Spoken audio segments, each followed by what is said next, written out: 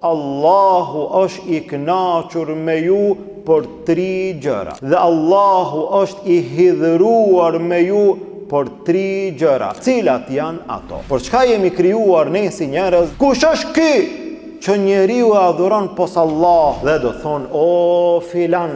Subhanallah. Ju nuk e dini çka do me thonë me shku në Vareza, e me qëndru atje në 12 të natës, e me ndet pak me të vdekurit. Po nuk është Islami fe hajmalive, fe nuskave, fe lidhzave. Allahu nuk e fal, ti bahet shirk ati. Rezik i madh, pasha Allah. إن الحمد لله نحمده تعالى ونستعينه ونستغفره ونعوذ بالله من شرور أنفسنا ومن سيئات أعمالنا من يهده الله فهو المهتد ومن يضلل فلا هادي له وأشهد أن لا إله إلا الله وحده لا شريك له وأشهد أن محمدًا عبده ورسوله اللهم صل على محمد وعلى آل محمد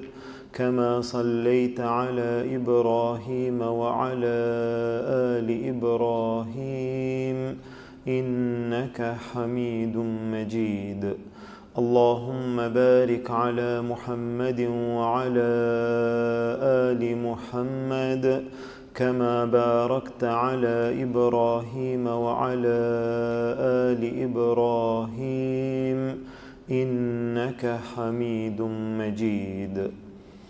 Falënderimi takon Allahu subhanahu wa ta'ala, atë falenderojmë dhe vetëm prej tij ndihmë dhe falje kërkojmë. Salavatet dhe selamet tona ja dërgojmë dashurit ton Muhammedit sallallahu alaihi wasallam, familjes tij, shokëve të tij dhe gjithë atyre që e pasojnë rrugën e tij deri në ditën e gjykimit. Vëllezër të nderuar, me lejen e Allahut azza wa jall, vazhdojmë së bashku në hijen e fjalëve më të mira të njeriut më të mirë, të dashurit të Allahut azza wa jall, të zgjedhurit të Allahut azza wa jall, të dërguarit të Allahut azza wa jall, Muhammedit sallallahu alaihi wasallam, i cili nuk flet nga hamendja, i cili flet nga shpallja që i vije prej Allahut azza wa jall. Në një prej haditheve të tij, të cilin e nxjerr Imam Muslimi, Muhammedi sallallahu alaihi wasallam na porosit, na nxit, na tregon për një çështje e cila është tepër e rëndësishme, e cila është tepër madhështore, nëse ajo zgjidhet në mesin e njerëzve, në mesin e besimtarve, ndryshon çdo gjë për ata si individ, po edhe për ata si ummet i tërë. Pejgamberi sallallahu alaihi wasallam në këtë hadith thot: Inna Allaha yarda lakum thalathan wa yaskhatu lakum thalathan. Allahu azza wa jall është i kënaqur me ju nëse ju i veproni 3 gjëra. Dhe Allahu është i hidhëruar me ju nëse ju i veproni 3 gjëra. Allahu është i kënaqur me ju për këto 3 gjëra, 3 vepra. Allahu është i hidhëruar me ju për këto 3 gjëra tjera. Andaj për cilin besimtar, për cilin musliman mund mos të jetë me rëndësi që të arrijë kënaqësinë Allahut azza wa jall. Për cilin musliman mund të mos jetë me rëndësi të ketë frikë të ruhet nga dënimi i Allahut azza wa jall. Andaj për secilin prej nesh këto 3 gjërat e para dhe këto 3 gjërat e dyta janë shumë të rëndësishme. Së pari t'i dim, së pari t'i njohim, e pastaj atë që na takon ta veprojmë të mundohemi ta realizojmë. E atë që nuk na takon të mundohemi të qëndrojmë larg saj. Pejgamberi sallallahu alaihi wasallam thot: Allahu është i kënaqur me ju për 3 gjëra. Dhe Allahu është i hidhëruar me ju për 3 gjëra. Në një transmetim, wa yakrahu lakum, dhe i urren për ju 3 gjëra. Pra së pari nga kjo e kuptojmë që nga cilësitë e Allahut Azza wa Jall është që Allahu kënaqet kur robrit e tij e bajnë ndonjë gjë që Allahu e do, dhe Allahu gjithashtu hidhërohet kur robrit e tij e bajnë ndonjë gjë që Allahu nuk e do, e ka ndaluar. Dhe këto cilësi, të cilat përmenden në argumente, qoftë në Kur'an apo në Sunet, ne si musliman i besojmë dhe i pranojmë ashtu siç kanë ardhur në argumente. Allahu kënaqet, Allahu është i kënaqur, ne kështu besojmë.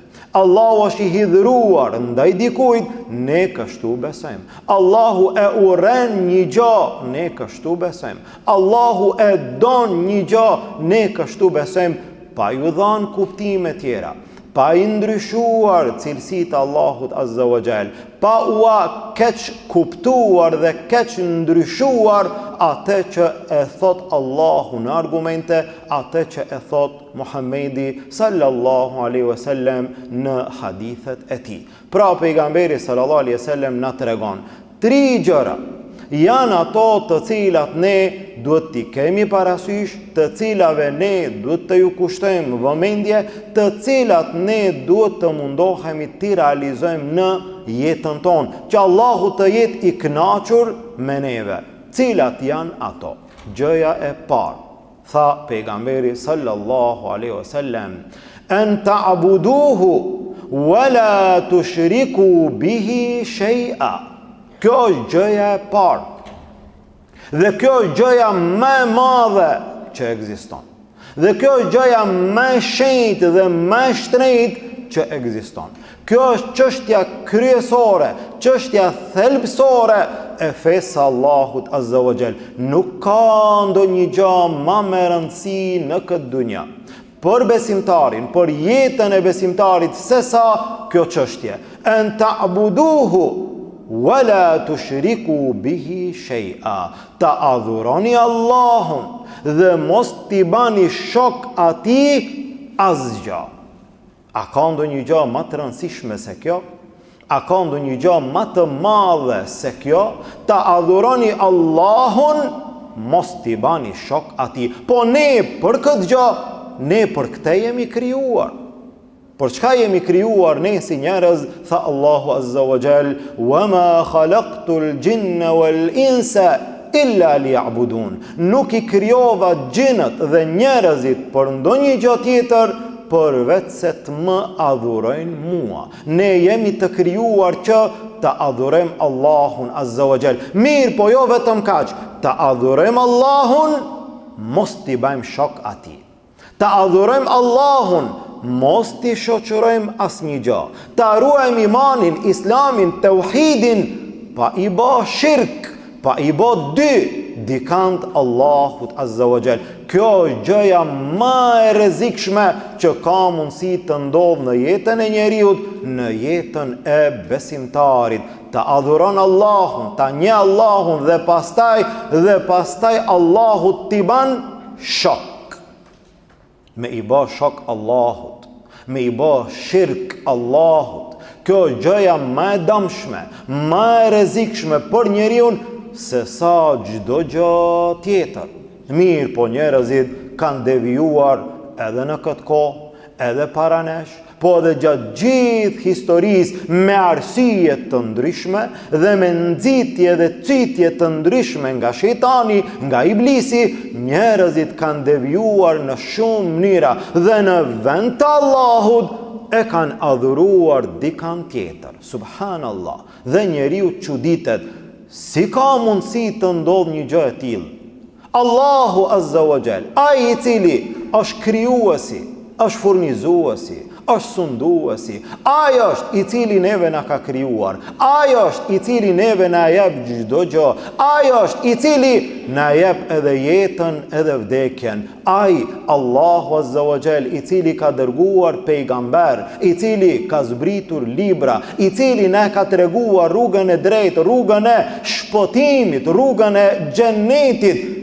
krijuesi absolut, Allahu Azza wa Jall, I cili ka krijuar tokë, e qiej, e yje, e planete, e kodra, e lumej, e njerëz, gjin, me lajke, e kështu me radhë, Allahu Azza wa Jall. Dhe njeriu e len Allahun dhe e adhuron dikan tjetër pos Allahut Azza wa Jall. E kush është ky tash? Kush është ky që njeriu e adhuron pos Allahut? Dhe nëse e sheh, atë që adhuron njeriu ndoshta është një gur, një idhull nga guri, një dru, një idhull nga druri, një kafsh, një gjot të caktuar që njerëzit kote kanë shtetruar, lopën që e adhurojnë me miliona njerëz, Budën, I cili ka qenë thjesht njeri, Isain alayhis salam, I cili ka qenë përsëri njeri, megjithse pejgamberi Allahut, dhe pastaj të tjerë dhe të tjerë dhe të tjerë. Kanë dhe adhuron njeriu në vend të Allahut Azza wa Jall, atë I cili nuk ka në dorë asgjë, as për veten e tij. Mirë, po kështu luajti shejtani me njerëzit. Kështu në këtë formë e bani lojën e tij. Sa prej njerëzve ran në këtë lojë. Kështu filloi shirku. Në kohën e Ademit alayhis salam, njerëzit të gjithë ishin musliman. Pastaj bijtë Ademit alayhis salam, të gjithë ishin musliman. Pastaj vazhdoi derisa 10 shekuj me radhë, 10 shekuj nuk pati ndryshe. Nuk pati adhurim të dikuj tjetër. Kishte vetëm La ilaha illa Allah. Mirë, po pas 10 shekujve momenti që në atë kohë ishin 5 njerëz të caktuar, 5 njerëz të dalluar, të cilët ishin nga muslimanët më të mirë të asaj kohe të atij vendi. Dhe Allahu Azza wa Jall I përmendi emrat e tyre në Kur'an, duke thënë wala tadharunna waddan wala suwa'an wala yaghutha wa ya'uqa wa nasra. Këta 5 emra ishin njerëzit më të mirë të asaj kohe. Çka ndodhi? Këta njerëz vdiqën. Pasi vdiqën, filloi nxitja e shejtanit që këtyre njerëzve të ju dallohen varezat. Jo si gjitha varezat, pak më ndryshe, me ngrit pak, me I dalluar. Për çfarë arsye? Kur ti shohim varezat e këtyre, na kujtohen sa të mirë kanë qenë, të mundohemi edhe ne të bëhemi si ata. Dhe nga një var pak I ngritur, pas një kohe e ngritën varin edhe më shumë. Pas një kohe u abon atyre nga një statuj, nga një përmendore. Këta 5, këta kanë qenë musliman të mirë, ne do t'u abajmë nga një përmendore. Për çfarë arsye? Kur ti shohin njerëzit, a I shihni këta kanë qenë musliman më të mirë, të mundoheni mu bë edhe ju si ata. Derisa erdhën gjeneratat dhe kaluan në intrigën, në mashtrimin, në lojën e shejtanit dhe menduan që për derisa këta kanë qenë kaq të mirë, këta mund të ndërmjetësojnë për ne te Allahu dhe ne në vend se ta adhurojmë, ta lusim direkt Allahun, ne do të kërkojmë prej këtyre, ne ju kërkojmë atyre, ata ndërmjetësojnë për neve te Allahu Azza wa Jalla. Dhe këtu filloi shirku. Dhe këtu njerëzit filluan që ta adhurojnë dikant tjetër pos Allahut Azza wa Jalla. Allahu e dërgoi Rasulin e parë në mesin e njerëzve në gjithë historinë. Rasuli I parë I gjithëve ishte Nuhi alayhis salam. Nuhi alayhis salam erdhi që ta thirr popullin e tij. Pastaj popull pas populli, Allahu Azza wa Jall dërgoi pejgamber në çdo kohë, në çdo vend që njerëzit t'i thrasin, jo që të besojnë vetëm se Allahu ekziston. Allahu është krijues, po, ama adhurimin, ibadetin kujt I aban? Dhe një gjë e tillë ka vazhduar gjatë gjithë historisë deri sot. Dhe deri në këtë kohë që njerëz në këtë mirë ende vazhdojnë, ende rrezikojnë dhe në sa raste i sheti varezat e ngritura. Varezat e ngritura, të cilat Islami i ka ndaluar, var i bod var i thjesht. Ka vdek njeriu, është mbuluar, dallot si var u kry. Ndërtim, beton, armatur, hekur, zbukurim e kështu me radhë. Mbi vareza, gjitha këto gjëra janë të ndaluara. Jo vetëm kaq, i ngritën varezat e disa njerëzve që i llogaritën të mirë, disa mund të jenë të mirë, e disa mund të mos jenë të mirë, derisa varezat e tyre i shndruan në tyrbe. Dhe ti tyrbe mund të gjesh në vendet tona, po edhe në gjitha vendet tjera gati ku jetojnë besimtarët, ku jetojnë muslimanët. Çka ka në tyrbe? Në tyrbe ka një var, apo dy, apo ma shumë. Në tyrbe ka var. Kush është në atë var? Allahu e di, është dikush i varosur. Po mirë, çka duhet të bëjmë ne ndaj tij? Atëherë njerëz të caktuar, në shumë raste grupe të devijuara, do të shkojnë në tyrbe që të kërkojnë nga ai njeri i vdekur të ndërmjetëson te Allahu por gjendjen e tij. Dhe do thonë, o filan, subhanallah. Ky është Islami nga njëra anë dhe ky është devijimi nga ana tjetër. Këto dyja nuk bëhen bashkë. Haroje, nuk bëhen bashkë asnjëherë. Edhe la ilaha illallah, edhe ka ilah me Allah. Nëse thua la ilaha illallah, nuk ka dikush që e meriton adhurimin pos Allahut. Ma u kry. Dhe pastaj adhuron dikan tjetër me Allahun, ajo la ilaha illallah është prish. Këto dyja nuk shkojnë bashkë. Ose Allahun, ose dikan tjetër me Allahun. Mirë po, ky është rasti më i rrezikshëm. Ky është hapi më i rrezikshëm. Kur njeriu drejtohet te kush? Te njeriu.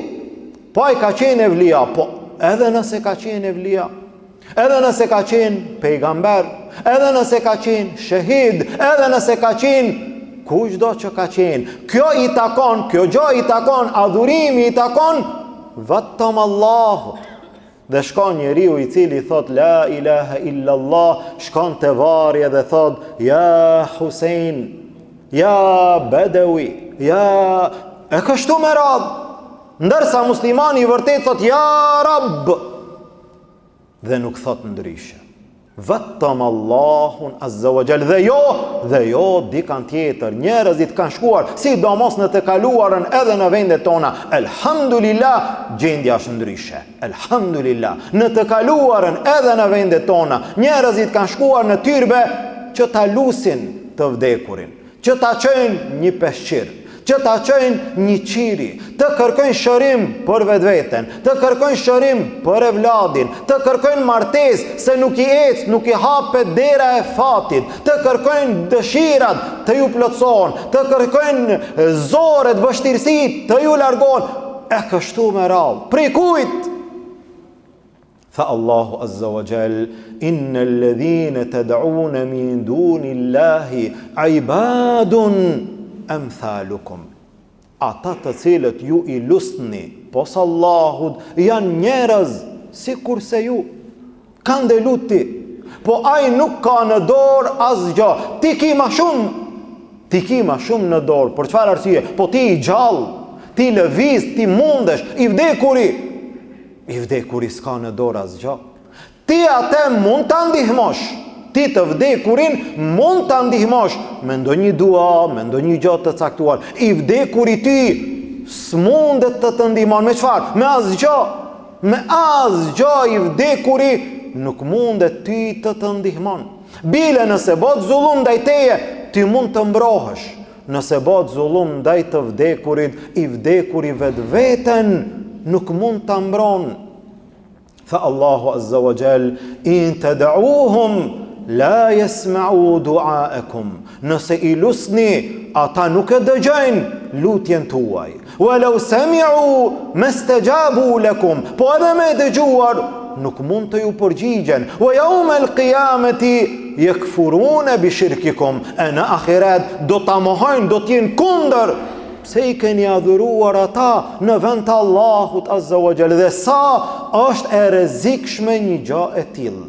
Elhamdulillah, në mesin tonë, në mesin e shumë vendeve të popullit tonë, një gjë e tillë është sqaruar. Një pjesë e madhe e njerëzve nuk shkojnë në tyrbe, nuk shkojnë në teqe. I kanë larguar hajmalit prej shtëpiave të tyre, prej fëmijëve të tyre, prej veturave të tyre, ma nuk mbajnë hajmali. Po elhamdulillah, po nuk është Islami fe hajmalive, fe nuskave, fe lidhzave, fe litareve, fe gjërave të cilat nuk luajnë asnjë rol. Nuk shkon besimtari të xhinxhiu, të falltori, të magjistari, të sihirbazi. Muslimani drejtohet direkt ndaj Allahut Azza wa Jall. E lut Allahun Azza wa Jall dhe jo dikan tjetër. E në rastet të caktuara, ai i cili e merr një hap të tillë rrezikohet. Sa është rreziku i madh? Rreziku është deri në atë shkallë që njeriu të del nga dini, të del nga Islami dhe t'i thot vetes musliman dhe mos të jetë musliman. Sa është rrezik? Nuk është në pyetje, nuk flitet në këtë temë për gjunat e mëdha. Nuk është në pyetje alkooli, as vjedhja, as zinaja, as kamata, as droga, as një gjuna tjetër. Gjunau më i madh, s'ka gjunah më të madh se sa Allahun Azza wa Jall me e bë dy. Në vend të Allahut me adhuruar edhe dikand tjetër pos Allahut Azza wa Jall. Megjithse në disa raste ndoshta dikund aty këtu mundohet dikush që edhe një herë mos po ka ndonjë sukses që të rikthehet dalaleti i cili ka qenë. Mundohet dikush edhe një herë t'i nxit njerëzit se ju nuk e dini çka do me thonë me shku në Vareza, e me qëndru atje në 12 të natës, e me ndet pak me të vdekurin dhe me fillua me hina atë botën. Me vizitu Varezat është sunet, është mirë, është e lavdruar. Por çfarë? Me kujtu ahiretin dhe jo me lut të vdekurin. Ama me shku në tyrbe, nuk është edhe qaq keq, sa ju kanë thanë hoxhallarët. Nuk është edhe qaq rrezik, një hajmali, nuk është edhe. Mundohen në disa raste njerëz të caktuar mirë, po elhamdulillah, populli është vetëdisuar, një pjesë e madhe është kot, e ka kuptuar, është vetëdisuar, bindja e tij e thellë di që unë nuk kam nevojë për hajmali. Çka do të mban mu hajmalia? Çka do t'i ban e vladit tim, fëmijët tim hajmalia? Por çka unë do të vendoj në djep një hajmali, një sy të kaltër, nëse ka mbet fëmiu im që ta ruan syri i kaltër, mjerë për neve, mjerë për atë fëmijë. Nëse një sy i kaltër do të na ruan neve nga mësishi, nga gjërat e këqija, kush na ruan neve? Allahu Azza wa Jall. Nëse shpresojmë të na ruan dikush tjetër, jemi rrezikuar nga gjitha anët. Sa është rreziku i madh? Rreziku është aq i madh deri në atë shkallë sa që Allahu Azza wa Jall tha: Inna Allaha la yaghfiru an yushraka bih. Allahu nuk e fal t'i bahet shirk ati. Këtë duhet ta di secili. Allahu nuk e fal. Do me thonë, gjunahe tjera mundet Allahu me t'i fal. Ke dal para Allahut në ahiret, çka ke bo? Ndoshta ke ra në zina, Allahu na rujt. Ndoshta ke vjedh, Allahu na rujt. Ndoshta ke pi alkool, Allahu na rujt. Ndoshta ke marr kamat, Allahu na ruajt. Gjitha gjunat, çka mund të ndodh? Mundet Allahu me t'i fal. Jo që janë të vogla, janë të mëdhaja, po mundet Allahu me t'i fal. Vetëm një gjë, kësaj kushtoj rëndësi në maksimum, rëndësi më të madhe, këtë Allahu nuk e fal. Inna Allaha la yaghfiru an yushraka bih. Allahu nuk e fal me i bo shirk ati.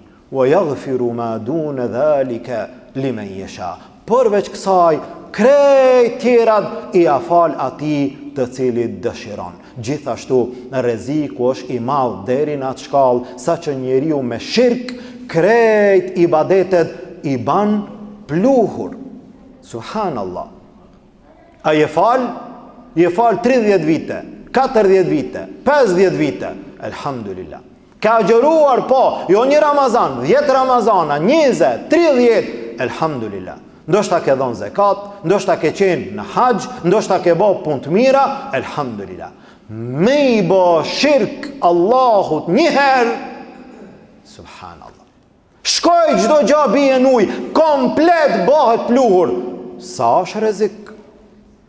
Rrezik i madh pasha Allahun. Besimtari duhet të jetë shumë i kujdesshëm. Tha Allahu Azza wa Jall, pasi i përmendi disa prej pejgamberëve me radhë, tha: "Walau ashraku la habita anhum ma kanu ya'malun." Edhe ata me i pasbë shirk Allahut shok, Allahu krejt veprat u aban pluhur.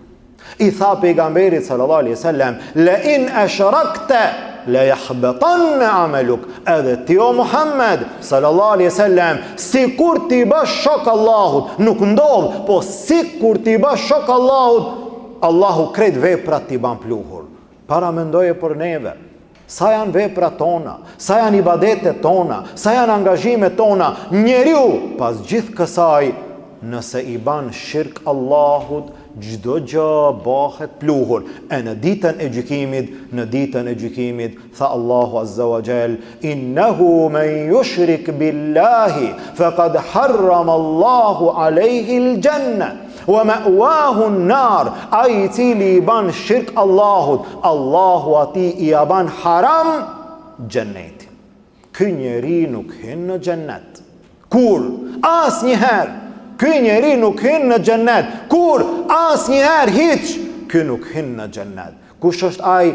Ai i cili i ka bë shok Allahu. Ndërsa pejgamberi sallallahu alaihi wasallam tha: "Man laqiya Allah la yushriku bihi shay'an dakhala al-janna." Kush e takon Allahun, nuk i ka bë shirk asgjë, do të hyn në xhennet.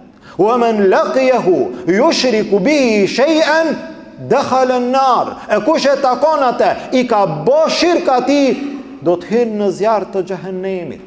Kjo është çështja thelbësore në fenë Allahut Azza wa Jall. Ky është shahadeti la ilaha illa Allah. Andaj pejgamberi sallallahu alaihi wasallam tha: "Allahu është i kënaqur me ju për 3 gjëra. Gjëja e parë, ta adhuroni Allahun, mos t'i bani shok atij. Gjëja e dytë, tha pejgamberi sallallahu alaihi wasallam: "Wa an ta'tasimu bihablillahi jami'an wala tafarraqu." Të baheni bashk, gjithë musliman, gjithë besimtarët, gjithë ummeti, të bahen bashk, të bahen vëllezër, të jenë ndaj njëri tjetrit sikur vëllau ndaj vëllaut, të kapeni të gjithë për litarin Allahut. Wala tafarraqu, dhe mos të ndaheni, dhe mos të coptoheni, dhe mos të shpërndaheni, dhe mos të prisheni në raport në mesvete, të jeni vëllezër ndaj njëri tjetrit.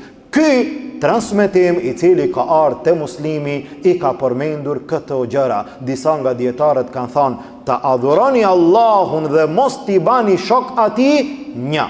"Të kapeni për litarin Allahut", 2. "Të mos përqaheni", 3. Ndërsa më afër është që këtu janë përmendur vetëm 2. "Të adhuroni Allahun dhe mos t'i bani shok atij", 1.